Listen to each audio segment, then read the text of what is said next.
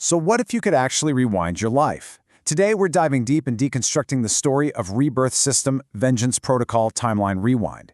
We're going to explore how its opening moments set up this incredible story of redemption, not just by changing the past, but by changing the hero himself from the inside out. Right off the bat, we get this absolute gut punch of a line from our main character, Arav. And look, this isn't just some clever hook. It's the entire premise of the story packed into one sentence.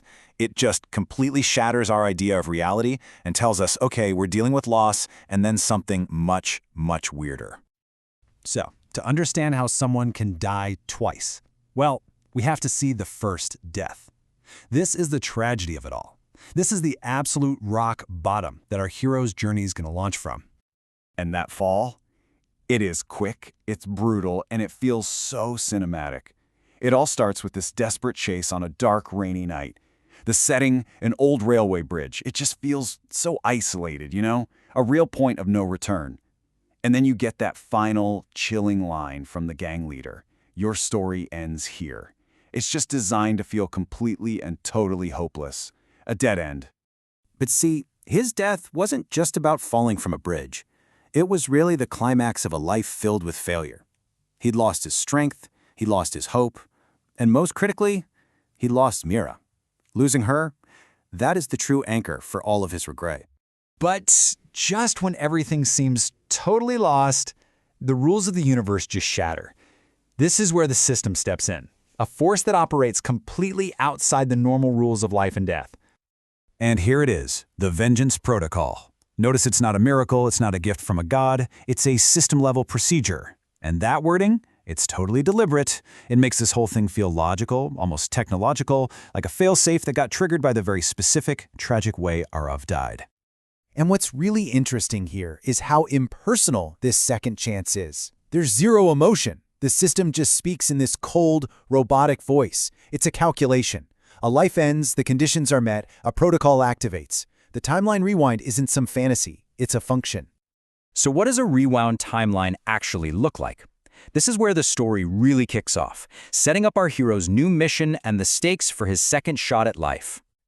And wow, the difference is just night and day.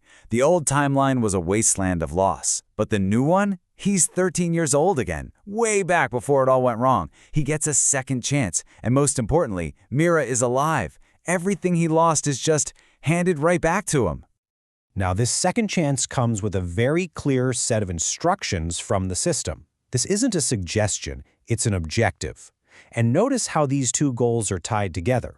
To save Mira, he has to fundamentally change who he is and the path he's on.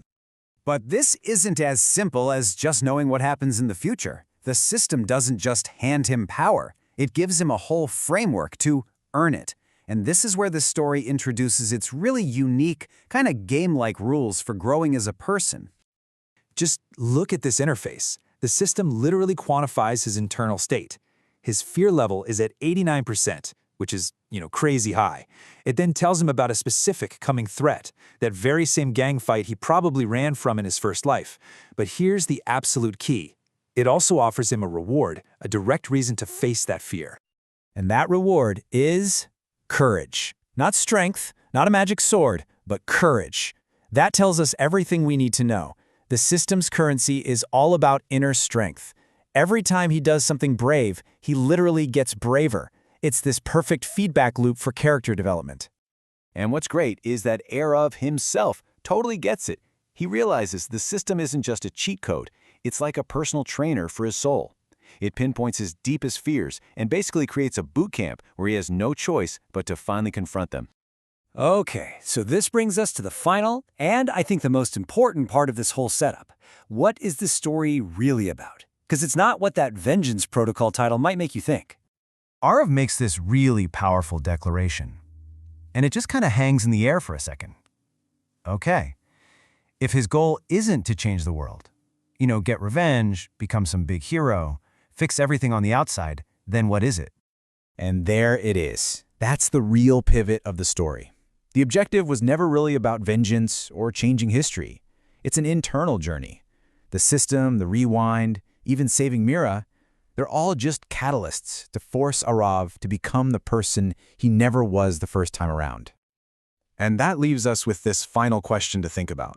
The story sets up this incredible reality-bending power, but then it suggests that its greatest use isn't on the outside world, but on the inside. So, is the real superpower the ability to rewrite your own character? It's a pretty fascinating idea to end on.